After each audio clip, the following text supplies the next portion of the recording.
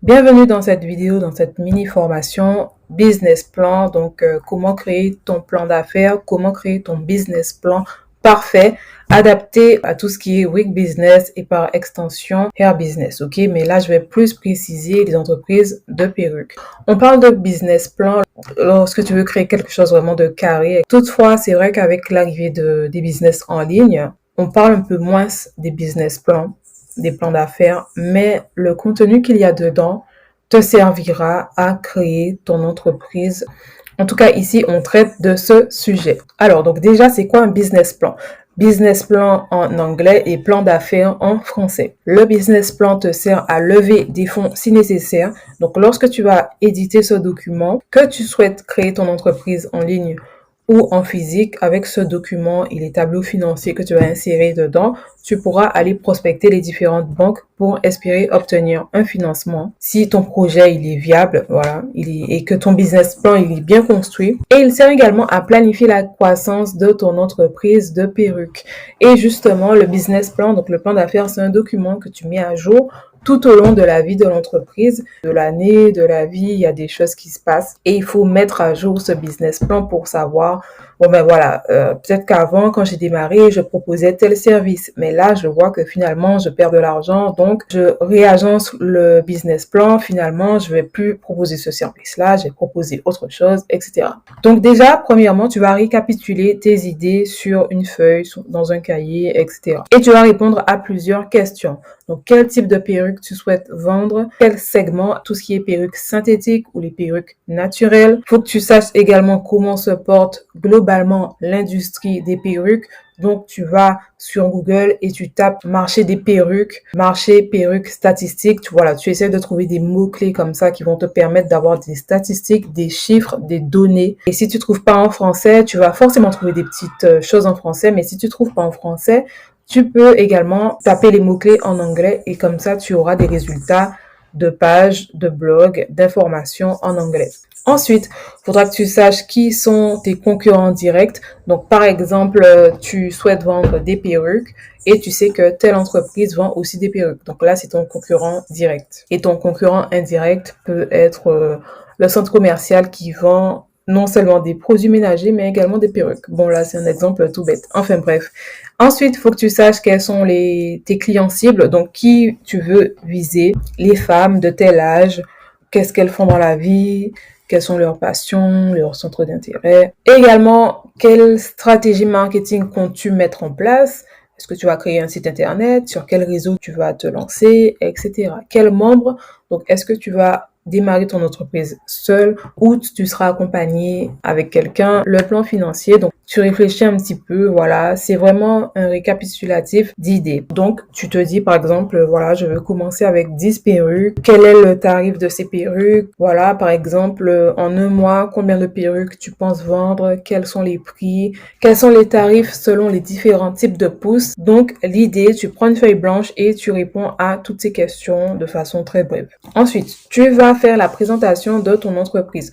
Donc là, à ce moment, tu vas rentrer plus en détail. Tu vas vraiment mettre des choses très concrètes, dont la date de démarrage de ton projet. Donc, par exemple, le 31 mars 2023. Est-ce que tu veux créer un magasin physique ou un magasin en ligne, une boutique en ligne? Quelles prestations tu souhaites proposer? Est-ce que c'est une entreprise de confection de perruques selon le besoin du client? Donc, c'est du sur-mesure. Est-ce que c'est de l'achat-revente? Est-ce que tu vas vendre finalement des perruques médicales pour les personnes qui sont malades? Est-ce que tu vas vendre des perruques de spectacle? Ensuite, tu vas analyser plus en détail le marché. Le fait d'analyser le marché a plusieurs buts. Il t'aide à comprendre le marché dans lequel tu évolues. Également, les études de marché peuvent améliorer ta stratégie marketing. Par exemple, tu peux voir que en ce moment, les perruques courtes sont très à la mode, très tendance, etc. Donc voilà, tu vas te dire que ok, je vais peut-être me lancer en proposant des perruques qui sont courtes ou encore voilà, tu sais que les personnes rencontrent des problèmes avec leur perruque. La perruque elle glisse, elle reste pas collée, etc. C'est vraiment un exemple. Donc toi, tu vas axer ta stratégie marketing en te disant bon ben voilà, venez chez moi parce que mes perruques elles sont bien, elles ne glissent pas. Donc voilà, ça te permet vraiment d'axer ta stratégie marketing. Et enfin, l'analyse de marché sert à prouver aux lecteurs et aux futurs clients que tu es un expert dans ton domaine. Donc, les questions à te poser pour pouvoir répondre à l'analyse du marché sont les suivantes. Quelle est la taille de l'industrie de perruques? Le marché, est-ce qu'il est en baisse ou en hausse? Quels sont les principaux concurrents sur ce marché? Quels sont les principaux fournisseurs du marché? Par exemple, quelle tendance affecte l'industrie?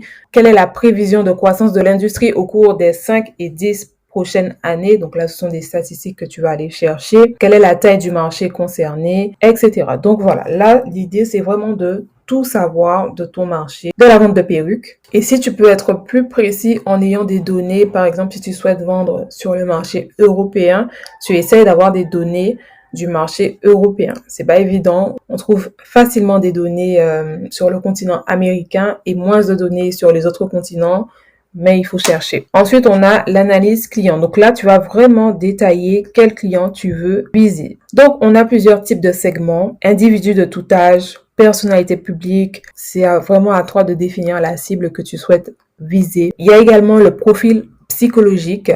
Donc, les profils psychologiques expliquent les désirs et les besoins de vos clients cibles. Plus vous pourrez reconnaître et définir ces cibles, mieux vous ferez pour attirer et fidéliser vos clients. Ce qui veut dire que tu dois un peu savoir l'état psychologique dans lequel ton futur client se trouve. Voilà. Est-ce que ce client, il est plutôt frustré de ne pas avoir des lace wigs de qualité, par exemple? Est-ce que c'est un client qui n'a pas forcément d'argent, mais pour épater, va vouloir avoir la plus belle perruque? Voilà. Faut un petit peu savoir être à l'écoute de ce que veulent tes clients, ta cible. Ensuite, maintenant, on va parler de l'analyse compétitive. Donc là, concrètement, tu dois recenser les concurrents, donc les personnes qui vendent des perruques comme toi, et tu dois te poser plusieurs types de questions. Donc, par exemple, quel type de clients servent-ils? Quel type d'entreprise de perruques s'agit-il? Quelle est leur tarification? Quelles sont leurs faiblesses? Donc, en ce qui concerne les deux dernières questions, réfléchissez à vos réponses du point de vue des clients et n'ayez pas peur de demander aux clients de vos concurrents ce qu'ils aiment le plus ou le moins chez eux. Justement, lorsque tu vas connaître tes concurrents, tu pourras te poser les questions suivantes sur toi-même, sur ton entreprise à toi. Voilà. Est-ce que tu fournis des perruques sur mesure, par exemple? Est-ce que tu vas offrir un meilleur prix? Est-ce que tu vas fournir un meilleur service client, etc. Donc, premièrement, dans l'analyse concurrentielle, tu analyses tes concurrents et dans la seconde partie, tu t'analyses toi pour te demander comment tu vas te démarquer par rapport à tes concurrents. On arrive maintenant au plan marketing. Donc, le plan marketing se décline en quatre points. Donc, on a la politique de prix, la politique de produit, la politique d'emplacement et la politique de promotion. Ta stratégie marketing, ça doit inclure différents éléments. Donc, le produit. Dans la section produit, tu vas réitérer le type d'entreprise de perruque que tu souhaites entreprendre. Dans les prix, tu vas redire les prix que tu souhaites pratiquer par rapport à tes concurrents. Ensuite, le lieu. Donc, si tu veux ouvrir un magasin physique, tu vas regarder dans quel emplacement tu veux ouvrir ton magasin, tu vas faire des recherches, pourquoi tu veux te situer dans tel quartier plutôt que tel quartier, etc. Tu vas vraiment détailler les raisons. Ensuite, promotion, dans cet onglet promotion, tu vas t'attarder à expliquer comment tu vas conduire tes clients vers ton emplacement, donc soit ton magasin physique ou soit ta boutique en ligne. Donc, voici quelques méthodes promotionnelles que vous pourrez envisager. Donc, de faire la publicité dans les journaux locaux, distribuer des dépliants, s'engager dans le marketing par email, les réseaux sociaux et avoir un bon référencement. Donc, en fait, dans l'onglet promotion, c'est la façon dans laquelle tu vas attirer tes clients vers toi. Ensuite, après, en dernier point, c'est tout ce qui est plan financier. Donc, dans le plan financier, ça doit comprendre plusieurs tableaux. Donc, le compte de résultat, le bilan, l'état des flux de trésorerie. Il y a d'autres tableaux, mais ceux-ci sont les plus demandés. Donc, pour ça, encore une fois, quand tu veux faire quelque chose de très propre, très carré, en général, tu te diriges vers un expert comptable qui va te rédiger ton plan financier avec les différents tableaux. Et au final, avec le plan financier, tu auras une vue d'ensemble sur la pérennité ou pas de ton entreprise sur 3 ans, sur 5 ans. Donc, j'espère que cette vidéo vous aura plu. Ici, j'ai tâché de vous montrer les différentes parties sur lesquelles tu dois travailler. Et on se dit à une prochaine vidéo. Bye.